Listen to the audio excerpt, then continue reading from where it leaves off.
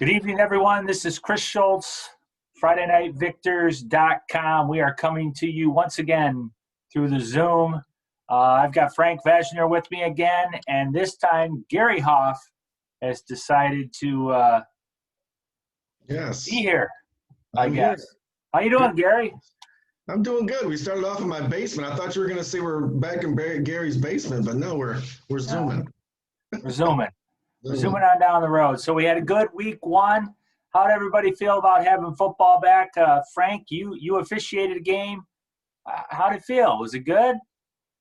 Yeah, it actually felt pretty good to get back out there from an officiating standpoint. I mean, the game I had, I kind of thought that we were going to have a lot more penalties, given the fact that these guys didn't have a ton of practice time and probably just had to get a lot of stuff worked out. But I think as a crew, we only had like one illegal formation penalty, one encroachment, and an offsides on a kickoff. We didn't have any false starts, and plus we didn't have any delay games either. So I thought it was well officiated game. I mean, the end result of the game we'll probably touch on a little bit, but I think that was the bigger shock to me. Okay. All right, Gary, how about you? You were the color man on the Riverview SMCC game, of course, with your partner, Jeff Grodi. How did it feel to be back? Good to have football back? It felt great to be back in the saddle again. The game, Riverview took CC to the woodshed a little bit, and I'm sure the Pirates I had to feel good for Riverview, but yeah, it was just great to be calling a football game. Watching a football game was a lot of fun. All right, great. And I felt the same way. I was at a game. My school played out in Rochester Hills, and I was filming, and it was good to be back. And everybody was social distancing and had their mask on and did everything that was asked of them. So it was a good thing. So with that, let's touch on some of the scores. Why don't we go to that Riverview 35, SMCC 7? What happened there, Gary? It was just a game of, experience versus a whole lot of youth. Riverview was more composed than Central. They were jittery coming out, a lot of nerves. Lost 3 turnovers, and that probably turned out to be the game. There was a scoop and score for the Pirates, and then another turnover on downs. They didn't get a punt off, so that was pretty much the 4th turnover because they lost yardage on that. So it's just, Riverview doing what they do and just being the better team right now, no doubt about that. Okay, well, Frank, what you thought on that game? Well, I actually got to talk to some of the SMCC crowd on Saturday night for a little bit, and from what they said, yeah, Riverview was the better team and all, but a lot of the mistakes that the Falcons made are definitely correctable. Like, for example, I'll echo the famous line from the movie The Program: ball security is job security. And I think one thing that Adam Kipp is going to have his team working on is hanging on to the football, because Gary, I believe the stats said they lost 3 fumbles. Is that correct? Yeah, 3 fumbles, and I don't know the last time SMCC has lost 3 fumbles. I don't know the last time that happened. It's been a long time, I would say, but yeah, that definitely hurt. And I thought the game at the line of scrimmage was played pretty tightly, but Riverview just took advantage, and that's what good teams do. Well, in Riverview, they had 8 sophomores on varsity last year. Obviously, those guys moved up. They have some good seniors. They're big, strong, physical. I'm sure they had something to do with those turnovers. It sounds like other than the turnovers, statistically, it was a pretty even game. But on the scoreboard, 35-7.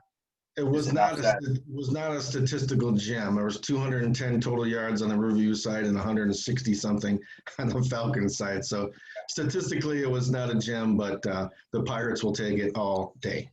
Okay, well, let's move on to another game. We had Huron 34 and Airport 14.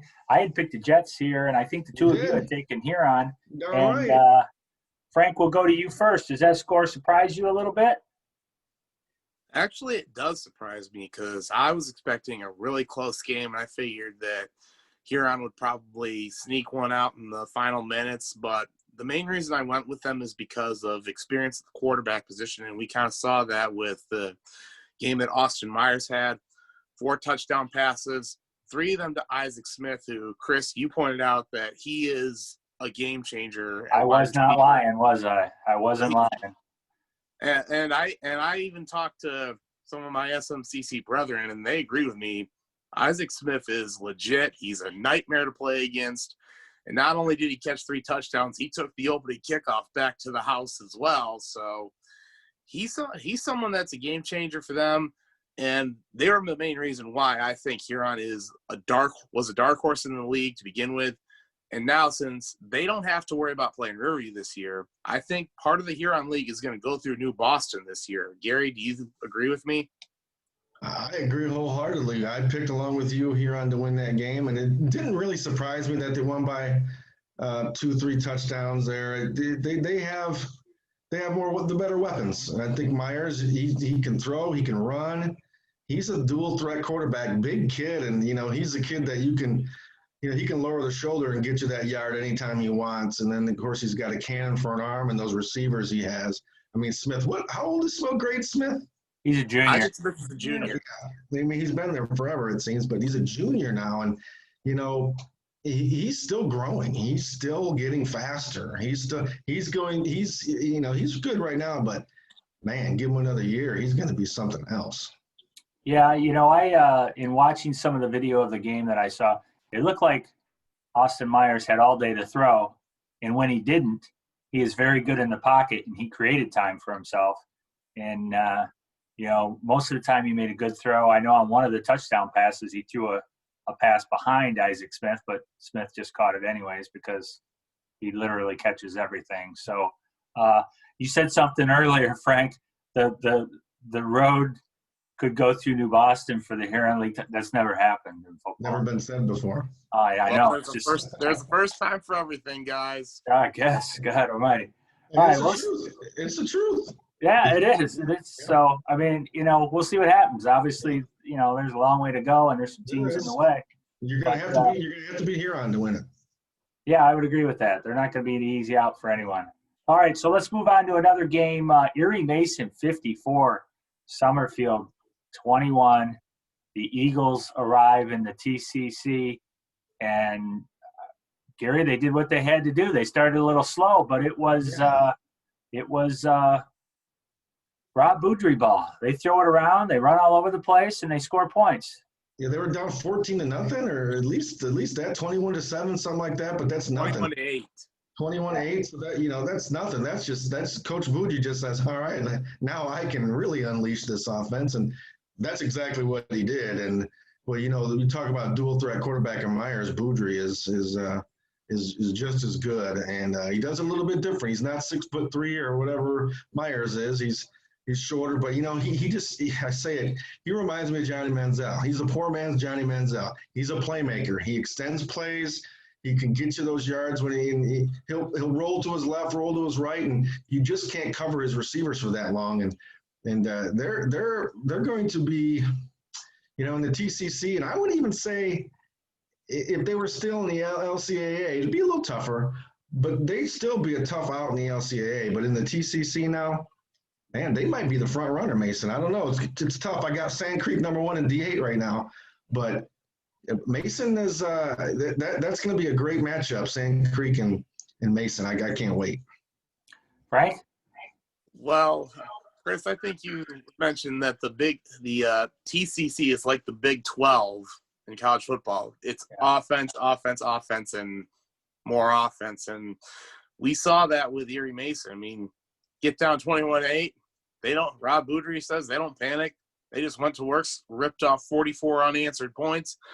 I mean, no Boudry, he had 3 touchdown passes, 2 of them to Tanner Herrera, who's somebody I've been very high on.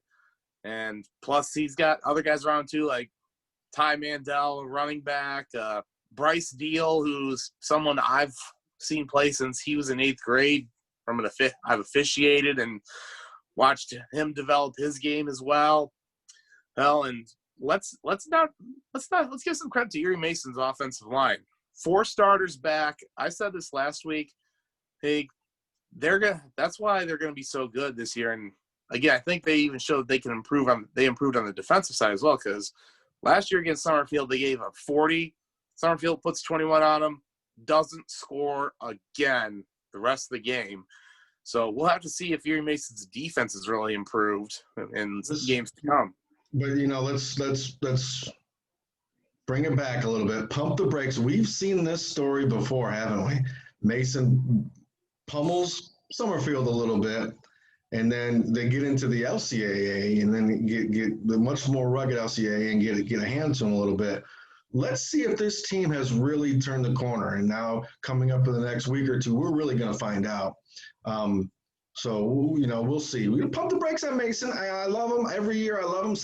I said it 4 years ago, something's brewing in Erie. And I'm hoping we're going to see it this year. And you mentioned Deal. You mentioned Herrera, of course, Boudry. Those are names we've called for 4 years now. Those are 4-year starters, I think. They got a lot of them. And these kids got a lot of playing experience, and I think you're going to see it come to fruition this year. They got down 21-8 and didn't blink. So right there, they're not going to be. They've gone through it, and this year it's all going to come together. I do believe. All right, I can't really add anything to that other than the comparison to Johnny Manziel. I will go with this that Noah Boudry is. More of a character guy than a Johnny Manziel is for sure. On the field. Let the church say amen. Yeah. on the field. So, all right, let's move on to another game. What can we look at here? Milan 59, Flat Rock 14. I believe the Big Reds put up 59 points in the first half. I watched a little bit of that on video, and well, let's just say I turned it off after a couple of touchdowns. So, Frank, any thoughts on this? I mean, obviously Milan is just going to reload, and Flat Rock is probably not where they were the last couple of years. But what do you think? Well, welcome to big-time play. Cole McElvaney, 8 total touchdowns in this game. Hey, man, I'm not saying that he's going to make Milan fans forget about Tristan Hines, but you know what? I think he's eased their concerns about filling some really big shoes. I mean, look, he saw playing time last year, mostly at running back and probably a little bit at receiver, but now he's taken over at quarterback. And I think kind of having to be the backup to Hines last year, I think that's kind of helped him learn what it takes to lead a team. And he led by example too with 8 total touchdowns in the game. And, I mean, granted, Flat Rock's not probably anywhere near the top of the Huron League, but still, 8 touchdowns is 8 touchdowns in its own right. And we'll see how he can do that this week against Riverview. Gary? I'm gonna back up Flat Rock here a little bit. They had 8 turnovers, okay? Ooh. And, I believe they had 8 turnovers, 2 pick sixes. So it was kind of a game that they're not going to play again, and this week they come into Navarre Field and they're going to be a completely different team. They're not going to turn the ball over 8 times. They're not even going to turn the ball over even anywhere near that. So it was just one of those games where very youthful. Flat Rock ran into a very experienced and just a great program in Milan, and they ran into a buzzsaw and just didn't play well. But that's not the real Flat Rock team you saw. That might be the real Milan team, but that's not the real Flat Rock team. They can play much better and will. I think that's fair. All right, I'll just leave it at that. I was a little disappointed. My alma mater, Flat Rock, falling pretty hard. So they laid an egg. What can you say? It happens sometimes. Yeah, and you didn't have a lot of time to prepare, so it is what it is. I want to touch on 2 more games, and we're going to keep moving here. Monroe 26, Pinckney 20 in overtime. Gary, thoughts on this? Yeah, great game by and I'm gonna forget his name. I should have wrote it down, but one of the defensive players ended the game with a overtime. Elmer. There you go, Frank. You are the name guy. Yes, say his name again, Frank. Ashton Elmer. I've actually seen him on the baseball field before because I've umpired him. He's actually a pretty good baseball player, but I guess he's showing that he can get it done on the football field as well. Yeah, he must be a heck of an athlete. He made some real big plays for the Trojans, and it ended the game there with the pick 6. But Pinckney's a good program on the road, and that's a good win. I know it's Division I versus Division III, and I know some people wanted to make a big deal about that, but a good team's a good team. A good program is a good program, and Pinckney is. I think once you get around that 1,000-player mark, It doesn't matter. It doesn't matter. Division III, Division I, it really doesn't matter much. Pinckney, that's a great win for Monroe. And they got another tough one coming up in Jackson on the road. So we're seeing what the Trojans are made of early. Okay, Frank, anything you want to add there? I mean, I think we really got to give a lot of credit to Monroe's defenses. They ended up forcing 6 turnovers in this game, including the game-clinching interception by Elmer in overtime. So, I mean, I think if that defense can continue to play at that level, then I think Monroe may end up stealing possibly another game that people think they're going to lose. I know they got a really tough one coming up at Jackson, and who's got an all-state running back in Dorian Riley. So, but again, I thought Monroe was going to lose at Pinckney going on the road. But you know what? They proved me wrong. They went there, and they survived and got done. So we'll see what they can do in Jackson at Tony Dungy Field. Credit to Coach Notario and his staff. His team was prepared. His team was ready, and they got a big W. Coach Pietzak and Coach Reed and the whole crew there. Daryl Mossberg's on that staff, I I believe. was trying to think of the airport guy, Mossberg. There you go. So, yes, great. And Coach McCollum, too. Yeah. They've had that crew together for a while, and it shows. That was a good win, and the team was prepared, and I'm very happy for Monroe, and hopefully they can continue that trend. And I don't know if I missed it if one of you said it. I think they had a scoop and score for a touchdown. They did. Defense. Yeah. I think defense scored as well. So, all right, let's move on to one more game, and that was Clinton 49, Ida 28. Clinton returns to the LCAA in a big way. I picked the Blue Streaks, and Clinton looks like they're just ready to make a run already. And let's just get some quick thoughts on this, Frank. Well, I mean, I don't think this game was as close as the final score indicated. I think this is a case of, I don't think Ida's a bad team by any stretch. I just think Clinton's on another planet than the Blue Streaks are. I mean, granted, I do have to give my alma mater credit. I mean, the second half, they seemingly responded a little bit more and played better. Nate Miller, quarterback, sophomore, first start on the road. I mean, yeah, he probably took his lumps as well. But, I mean, I think they found other guys, too, who can make plays besides Owen Sampson. We knew about him, but how about Kirby Karsten, sophomore tight end, first varsity game, catches a touchdown pass. We'll see if that continues. In fact, I'll even say this. I think they have 3 very impressive sophomore triplets, Nate Miller, the quarterback, Karsten, the tight end, and Luke Levicki, running back. So I'd say those are 3 names to watch down the road. Oh, and I know I just got a tough one coming up at Hudson, which I'll get into my thoughts later when we do our picks. Okay, real quick, Gary, any thoughts? Yeah. When you tell Frank quickly, you know that's not going to happen, right? Brevity is not Frank's middle name, but I know he's going to know a lot about Ida. He knows so much. It's amazing. Frank's the man. But I talked to an Ida faithful, actually the owner of RKD Lawn, one of our sponsors. Let's get those in. RKD Lawn in Ida. Jeff Straczynski, I want to get his name right. He was at the game, of course, rooting for Ida, and he said, he goes, I'll put it to you like this. Clinton is big, bad, fast, and they know it. And that's the way he put it to me.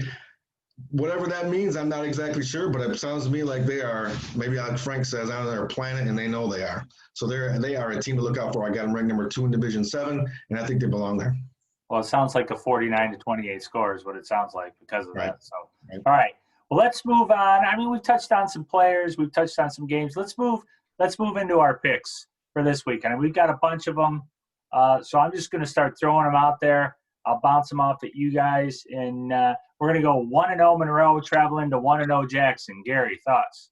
I think they got it done in Pinckney. They can get it done in Jackson. I think the Trojans improved to 2-0. Frank? I want to believe in the Trojans. But like I said, Jackson has an all-state running back in Dorian Riley. Kid is a touchdown machine. I know Monroe's got Tristan Panza as a playmaker, but I think Jackson's going to be a different animal. I think Jackson wins a squeaker. All right. Okay. Give me the Trojans. I'm going to go with Monroe. I think they're going to improve to 2-0. All right. Let's go 0-1 Ypsilanti at 1-0 Bedford. Frank, you first. You're the director of basketball operations over there at Bedford. Is that correct?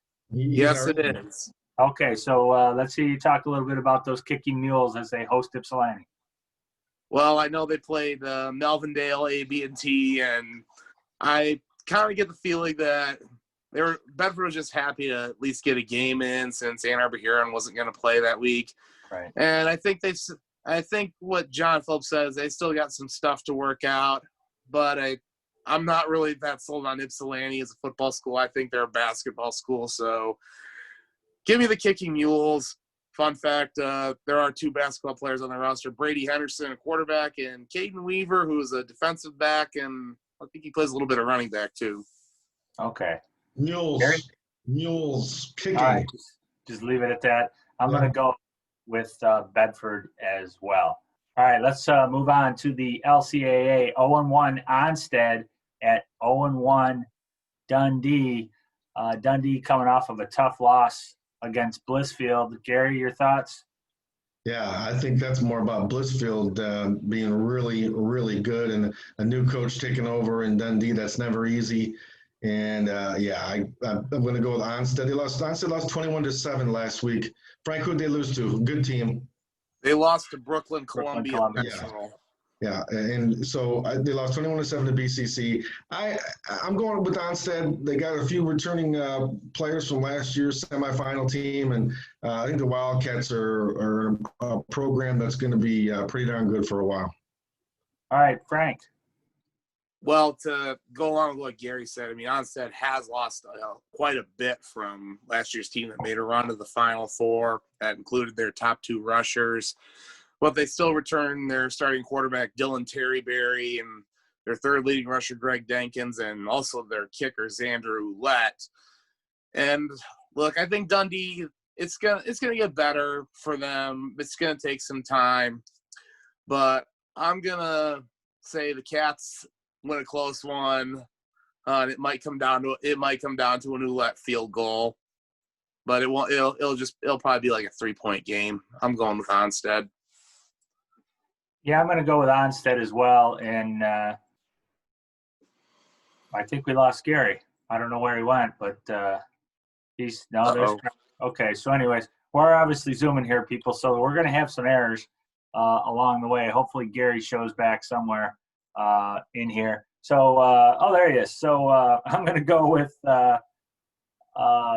Onstead as well. So, all right, let's jump into 0-1 Ida at 0-1 Hudson. Frank. Ooh, this is a tough one, guys. I mean, Hudson's coming off a game where they got their hearts ripped out by Hillsdale. They were tied with Hillsdale in the 4th quarter, and they end up throwing an interception that leads to a Hillsdale touchdown with 30 seconds left. They get one last gasp to win. Interception ends the game. So is Hudson better than what I thought they were, or is Hillsdale just not that good? But my gut tells me I'm going with my alma mater. I'm going with the Blue Streaks. All right, Gary. Yeah, can you hear me? Yeah, we can hear you. Go ahead. Yeah, my internet connection is unstable apparently here. South Monroe, that happens. I'm going, yes, Townside here. Yeah, I'm going with Ida. Frank said it all, Ida. Okay, I'm going to go with Ida as well. All right, let's move on to 0-1 Edsel Ford at 1-0 Carlson. I'm going to make this pick for all of us. Carlson wins this game. 100-0. Does anyone disagree? All right, fair enough. Yep. Okay, we're just going to go there. Here's a big game in the TCC. 1-0 Madison coming off the big victory over Whiteford, traveling to 1-0 Erie Mason. Thoughts on this, Gary? I think it's a great game. I think any game Mason's in is a great game to watch. Boy, this is tough. I'm going with Erie Mason. And Noah Bucci is the difference. Just tough to stop. Okay, Frank. Trivia question for you guys. When was the last time that Adrian Madison had beat Whiteford before last week? I was in the newspaper. I can't remember, like 82 or something like that. 84. The correct answer is 1980. Long time ago. Yeah. 40 years ago. So, but I mean, I will say Adrian Madison's gotten a lot better. I mean, everyone out there knows the story of Taz Wallace retiring, then unretiring to coach this season. And impressive win for them over Whiteford, but Erie Mason's a much different animal. Give me the Eagles. Okay, I'm going to switch it up on you guys. I'm going to go with Madison. Taz Wallace was a defensive coach or a defensive player while he was at Adrian. He was a great defensive player while he was there. They run the heck out of the ball, and they're going to go ball control. And I think it'll be a high-scoring game, but not as high-scoring as you think. And I think Madison wins this game. Yeah, great game. Next, let's go 0-1 Pittsford at 0-1 Summerfield. Go ahead, Frank. Well, Pittsford got waxed by Sand Creek. No surprise. But, I mean, look, Michael Berger is probably one of the more creative head coaches in the conference. I mean, you never know what he's going to do offensively. He might spread you out, go 4 or 5 wide, or he may line up in the full house tee. I don't think it's really going to make that much difference. I think Summerfield gets a bounce-back win. Yeah, give me Coach Lipka. Give me Al Bain at QB. Give me Summerfield.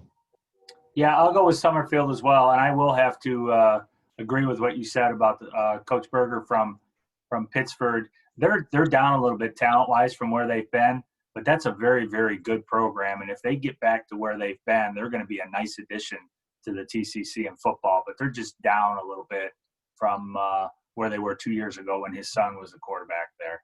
So I'll go with Summerfield. Next, we got 1-0 Morenci at 0-1 Whiteford. Gary, does the Bobcats bounce back here? What do you think? Well, Morenci's coming off a great week, really surprising week, and Whiteford's coming off a little bit of a surprising week.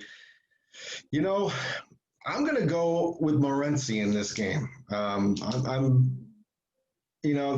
heart tells me Whiteford. I love Coach Mensing. I love the double wing, but I'm trying to win the pick'em contest, and you guys are tough. I'm going to go with my head here a little bit and go Morenci. Frank? Well, I saw Morenci up close and personal last week, and give Ryan Love, their coach, a lot of credit. I mean, I think he's getting that program going back in the right direction. Only won 1 game last year, but he's got 2 really good running backs. Rodney Zimmerman had 203 yards on the ground, and Evan Mansfield scored 4 touchdowns for them last week. They're going to run the ball and run it some more. I'm actually going to go Morenci in this one. You guys are killing me. Frank, do you have these names written down in front of you, or are you just like a savant over there? Read the book. I ended up reading the recap because I want in the Lenawee paper because I wanted to know how many rushing yards Morenci ended up having, and that Zimmerman kid, I was surprised went for 2 bills. Nice. Okay, so you guys are killing me. I was going to go with Morenci here as an upset special, but you guys kind of flipped the script on me. So I'm going to go with my boys out of Ottawa Lake, Whiteford, the Bobcats, and I'm going with Whiteford. So, all right, let's see what else we got here. We got 0-1 Jefferson at 0-1 Airport. Gary. I know you're a little surprised that your Bears lost to my Red Devils there, Chris. I think I got a cold one out of you on that one, no? Yeah, I think so. Yeah, good win by Grosdale. I think I think Airport bounces back. I think they're just a better team, better program right now. We talk about Coach Duffy getting better every year. These are the games he wins, the games he's supposed to win. He'll win this one too. I could take Frank? the Jets. Okay, Frank? I will take the JETS, Jets. I'm looking for a big game from Jacob Pack. Okay, I would agree with that. I'm going to go with the Jets as well. And if I'm coaching that team, and I'm not, I would give the ball to Pack almost every play. Just, we're coming at you. You got an experienced line. Just give him the ball and let him go. So, all right, let's move into 0-1. The mighty Flat Rock Rams are traveling to the 0-1 St. Mary Catholic Central Falcons at Navarre Field.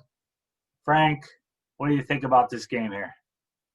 Well, I think that Flat Rock is walking into a hornet's nest in this one because I think SMCC's got a bad taste in their mouth after losing to Riverview, and I think this one could possibly get ugly. I am going to take my adopted, gutty, gritty, resilient Falcons. Okay. Okay. Go ahead, Gary. I'm sorry, I couldn't keep a straight face. No, no. We can only have so many slappies for Central on this program, right, Chris? But Coach Buck's going to throw the kitchen sink at Central. You're going to see the swinging gate, the fumblerooski, and the hook and ladder. They're going to do it all, toss passes, whatever they got to do to move the ball. They're young. Their quarterback is talking about a ram. He's a ram. Big kid. I want to say Xavier Martin. I want to say his name is. I could be wrong, but he's yes, big. You are correct, Gary. Frank, thank you, Frank. Okay, the thesaurus, Frank. Big kid, and he will run you right over. He's fun to watch.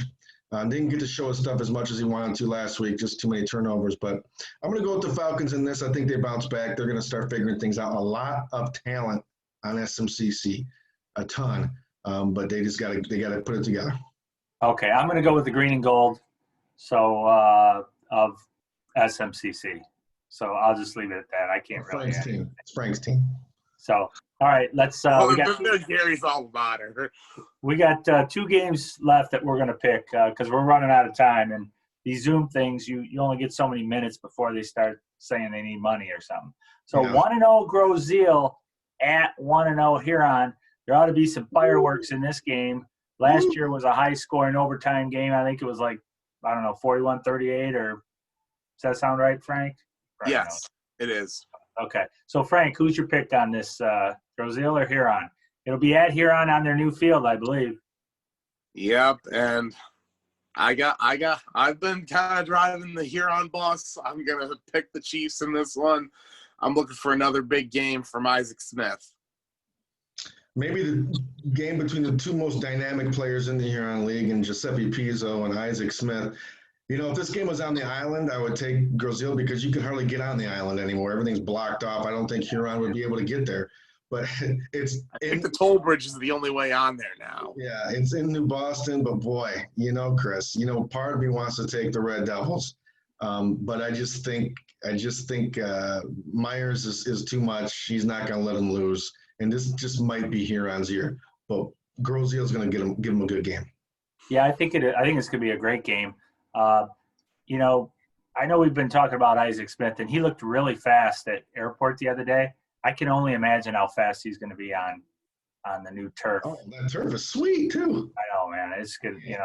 That's ridiculous. I think I might have someone covering that game over there this weekend. I'm trying to get someone in the door to be on the field and take some pictures for us, and it's going to be a special guest. I'll reveal that later on. And I do want to say real quick, Chris. I know there has been some questions about us updating the scores on Friday nights. I'm going to have somebody doing that. We try to preempt us not doing it last week. You were all busy. Director doing your thing, and I'm calling the game, and Frank's officiating. Well, I'm going to bring in a fourth party, and she's going to be updating the games Friday night as best she can. So, stay tuned to Friday Night Victors on Friday nights for all your football updates. We will do our best as we always do. Okay, perfect. So I think I said I was taking the Chiefs, right? Didn't I? Yeah, well, all 3 of us. All right. So last, our game of the week, and is the Cakes by Stephanie. Game of the week, 1-0 Riverview at 1-0 Milan. Gary, we'll let you go first. Okay, I saw Riverview last week. I came away thinking that Riverview wasn't as dominant as I thought they would be on the offensive line and defensive lines. I think Milan is the better team. They have they're just more dynamic. They can beat you in so many ways. I'm going to go with Milan in a great game, obviously, but I'm going to go with the Big Reds and McElvaney and McBride and the crew. I think they're going to get it done. Frank? Well, this is going to be a great one. I mean, you've got 2 very well-coached teams. Everyone knows about Derek McLaughlin, Riverview's coach. Everybody knows about Jesse Hoskins, and Milan's coach. I am going to go with go big, go red, go Big Reds. I'm going with Milan in this one.